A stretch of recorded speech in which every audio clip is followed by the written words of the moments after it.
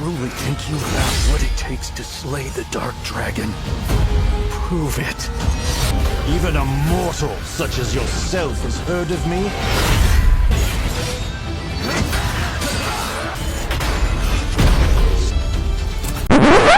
Well, fans of Ryu Hayabusa, like IGN users Fullmetal 6661 and Darkwing Spartan, would love to know, is Ryu's only weapon the Dragon Sword? Oh shit, here we go again. God, the news just keeps on coming. We had the previews a couple weeks ago, and now we have the stuff from Gamescom 2025. It's really hard to keep up. At Gamescom 2025, they revealed a new trailer, and people are playing the demo at that event. Someone screenshot an image of the control scheme, and I agree with everyone in the comments that it needs to be changed, especially the block button. Let's go over the trailer that we got and the new info on the Steam store page.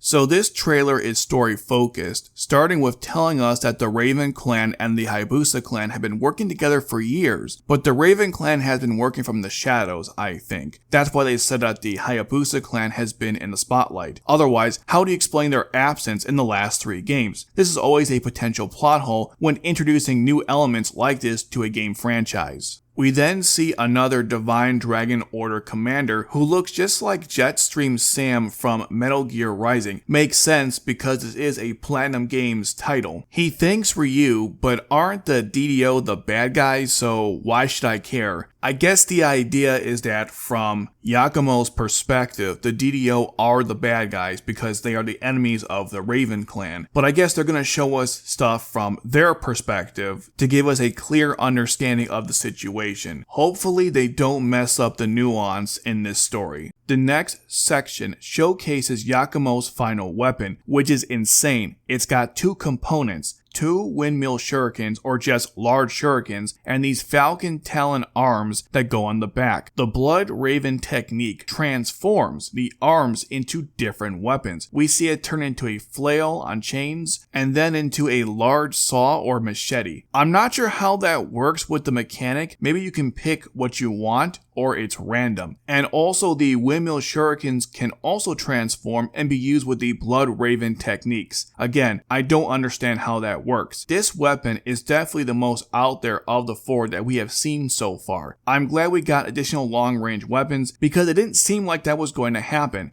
Side note. I also think the Blood Raven attacks exist, so the developers don't have to add in a bow weapon, since the Blood Raven attacks can increase the range of your weapons. Maybe we'll get a bow, but I doubt it.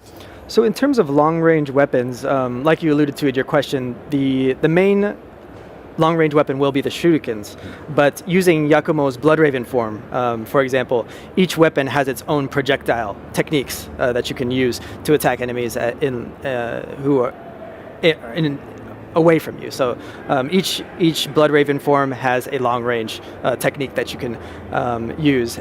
But also, I invite players to look at the trailer that was revealed yesterday, where we revealed the Assassin's Tools weapon. So that weapon is kind of a jack of all trades, and you could really, be tricky because it has a lot of long-range options as well as close-range options.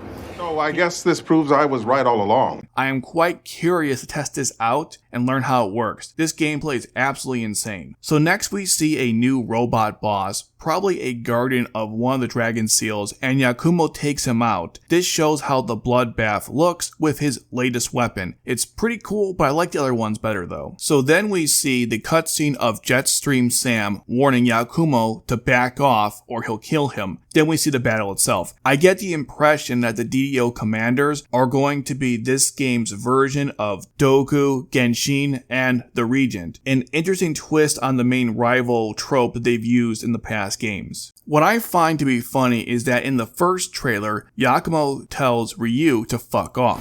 Fuck off, Hayabusa. And in this one, Ryu tells him something similar in that, if you think you have what it takes to kill the Dark Dragon, then prove it to me. You truly think you have what it takes to slay the Dark Dragon?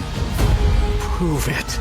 He then brushes him off with the greatest of ease. So it's clear that Ryu is the better of the two, which makes sense. Yakumo is clearly the new kid on the block. This also makes me question my initial theory that Ryu is the villain because it sounds like he supports Yakumo. Still not sure why he worked with the DDO then. Some people speculate that Ryu will be the final boss of the game, which could be interesting. At least this somewhat makes me feel better about the dynamic of the two characters. Okay, here we go again. So as I was about to wrap up my video, this interview from IGN popped up from Gamescom 2025, which had the infamous Ninja Gaiden title. Just when I thought I was out, they pulled me back in.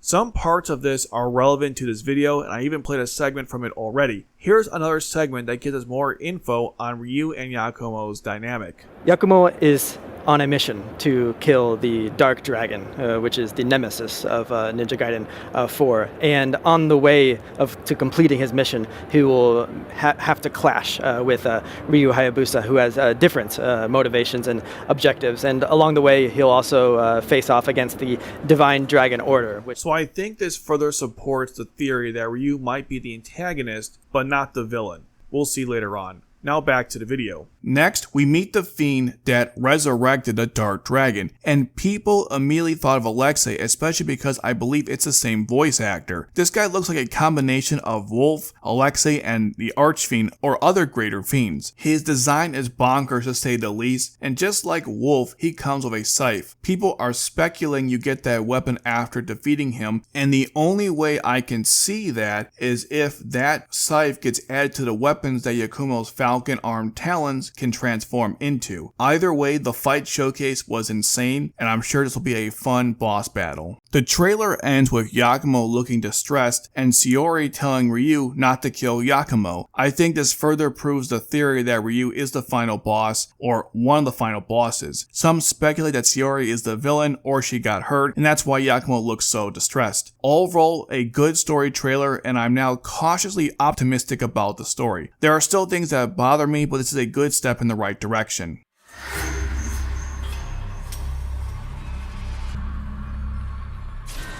So they finally updated the Steam store page for Ninja Gaiden 4, and here are the requirements for the game. I think this isn't as bad as Doom the Dark Ages, and hopefully I'll be able to run this game, but probably not at the highest settings. No.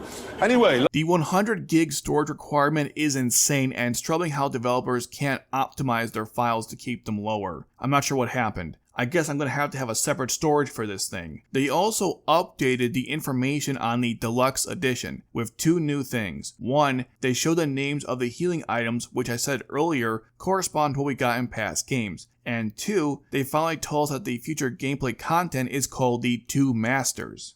This causes further confusion because in the article they said that the deluxe edition would have extra weapons for Ryu, but so far that doesn't seem to be the case, unless this Two Masters feature has them, which seems unlikely. So I'm going to conclude that this was a translation error or miscommunication, and we will get weapons in other DLC, or they lied to us and the Blade of the Archfiend is the only DLC weapon we'll get for Ryu, and that's just a skin. Since we're talking about Ryu's weapons, I think it's important to go back to that IGN interview because, of course, one of the questions was about Ryu's weapons, and just listen to the answer that we got. Well, fans of Ryu Hayabusa, like IGN users, Full Metal 6661 and Darkwing Spartan, would love to know, is Ryu's only weapon the Dragon Sword? In Ninja Gaiden 4, Ryu's weapon in the base game will be the Dragon Sword. But in addition to the Dragon Sword, he'll also be able to seamlessly use his Ninpo, so you can switch between Ninpo on the fly while in combat. And with regards to Yakumo's weapon variety, he uses his Blood Raven form to transform his base weapons. So each weapon itself is a pair. So there's in total 8 weapon varieties, if you will. So you'll be able to experience a wide breadth of weapon variety in the game with both characters. Wow, what the hell was that? Including the Nimpo spells as part of Ryu's melee weapons is crazy because no one does that. I see he was playing semantics there, but you aren't fooling anyone. The pivot to Yakumo is irrelevant since the question wasn't about him, nor was it about not having enough total weapons in the game. We already know this. The question was only about Ryu's weapons. Why is it so hard to confirm if Ryu's weapons will be DLC or not? He said the Dragon Sword is his only weapon in the base game, which I'm glad he said that, but does that mean that we're going to get something else in the future? If that's the case, then just say so. You could argue that he probably can't say anything for public relation reasons. In my opinion, if he just said it up front, people wouldn't be as angry when compared to hiding it like this. People like transparency, and you're not doing yourself any favors by not being upfront about this. There's a big chance here you could alienate your audience by lying to them. If you think about it, this was their big opportunity to put these rumors to rest, and they screwed it up. While we're here, he confirmed that Ryu will have dedicated chapters in the game. So how did you decide to go with the new protagonist and make Ryu more of a supporting character this time around? Of course, Ryu Hayabusa is the Ninja Gaiden icon. So, players can rest assured that Ryu Hayabusa will have a strong presence in the story, and there are dedicated segments in the story for Ryu Hayabusa as well. So, fans of Ryu Hayabusa will definitely have a great time with they're playing through the story of Ninja Gaiden 4. So at least they officially confirmed that Ryu has become a side character, even though we kind of already knew this already. They clearly have no problems revealing other things, so what are they hiding? One final kick in the nuts, there's a good chance they may not even release a public demo. One more quick question before we let you go. A lot of fans are excited to play Ninja Gaiden 4. Are there any plans to release a demo as we get closer to launch? Yeah,